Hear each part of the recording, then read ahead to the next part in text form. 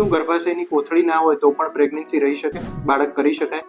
હા, સાયન્સ હવે એટલું આગળ વધી ગયું છે કે ગર્ભાશયની કોથળી જો કામ ન કરતી હોય નહીં, અમુક કેસમાં એવું પણ હોય જન્મજાત ખોડખાપણના હિસાબે ગર્ભાશયની કોથળી જ ન હોય અથવા તો કોઈ કારણસર કોથળીમાં કોઈ તકલીફ હોય અને કોથળી કાઢી નાખવામાં આવી હોય, તેવા કેસમાં પણ બાળક કરવું શક્ય છે. જો અંડાશય હોય તો તેવા અંડાશયમાં ઇન્જેક્શન આપી સ્ત્રી બીજ મોટા કરી બીજ બધા બહાર કાઢી હસબન્ડનું વીર્યનું જંતુ લઈને બાળક IVF થી બનાવી શકાય અને તે બાળકને બીજા કોઈ માતાના ગર્ભમાં મૂકવામાં આવે, 9 મહિના સુધી તે માતાના ગર્ભમાં એને મોટું કરવામાં આવે તો એ ડિલિવરી પછી એ તમને તમારા જ પોતાના સ્ત્રી બીજમાંથી બાળક મળે છે તેવું કહી શકાય. પરંતુ આ પ્રોસેસને સરોગસી કહેવામાં આવે. કૃષ્ણ ભગવાનનો જન્મ કેવી રીતે થયો હતો?